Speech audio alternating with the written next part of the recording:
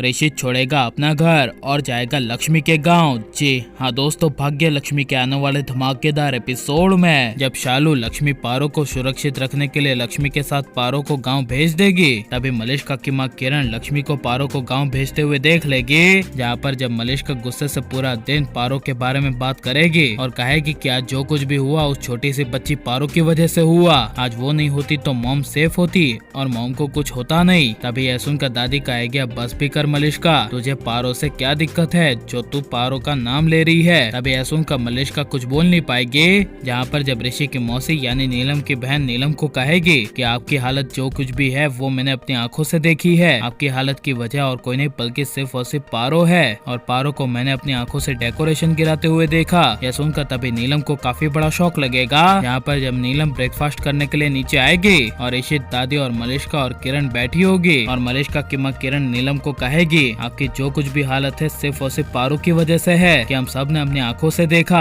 पारो ने बदमाशी की थी और आज तो हद ही हो गई। मैंने रास्ते पर लक्ष्मी के साथ पारो को बस में जाते हुए देखा, लक्ष्मी अपनी बेटी पारो को ले जा रही थी। यह सुनकर तभी ऋषि को काफी बड़ा शौक लगेगा और ऋषि तभी बीच में खाना छोड़कर खड़ा हो जाएगा। जहाँ पर जब ऋषि अपने कमरे में जाएगा और आयुष मलिष्का ऋषि के पास आएंगे और ऋषि आयुष को कहेगा कि मैंने तुझसे कहा था कि तुझे जो कुछ भी पता है मुझे बता दे और कोई भी इन्फॉर्मेशन हो तो दो, तो तूने आयुष नहीं दिया, लेकिन अब मेरे पास पारो की सारी इन्फॉर्मेशन है और मैं जा रहा हूँ। तभी यह सुनकर मलिष्का को काफी बड़ा शौक लगेगा और मलिष्का जब ऋषि को रोकने की कोशिश करेगी तभी ऋषि नहीं रुकेगा।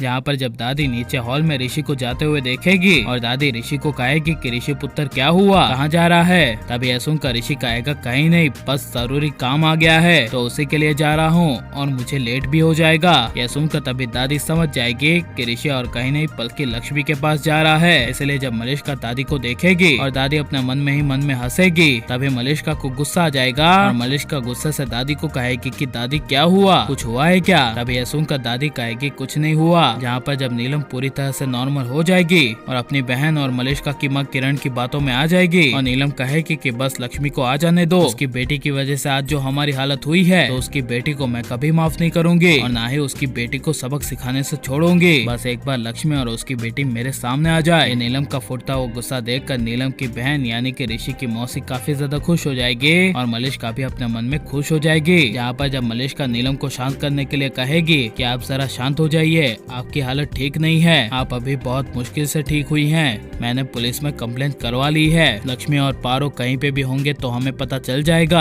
और जल्दी हम पारो को उसके किए की सजा करवाएंगे। अभी यह सुनकर नीलम को काफी बड़ा शौक लगेगा और नीलम मलिष्का और सबको कहेगी कि वो छोटी बच्ची है, पारो को सजा देना सही नहीं है, उसे हम डांट जरूर देंगे लेकिन बच्चों के सुधार गृह में हम उसे नहीं भेजेंगे। यह सुनकर मलिष्का को काफी बड़ा शौक लगेगा और लेकिन जब ऋषि लक्ष्मी के गांव पहुंच जाएगा तभी ऋषि को अपनी गांव की पुरानी यादें याद आ जाएगी। जहाँ पर ऋषि लक्ष्मी के घर जाएगा और पारो को खेलते हुए देखेगा तभी ऋषि खुश हो जाएगा, लेकिन जब लक्ष्मी की नजर ऋषि पर पड़ेगी तभी लक्ष्मी को शौक लगेगा। और आप ऋषि लक्ष्मी पारो पूरी फैमिली को एक होते हुए देखना चाहते हैं क्या नहीं, और आपको यह ऋषि लक्ष्मी की जोड़ी कैसी लगती है, कैसा हमें कमेंट में जरूर बताएं और आप प्लीज इस वीडियो को लाइक शेयर हमारे चैनल को सब्सक्राइब करें।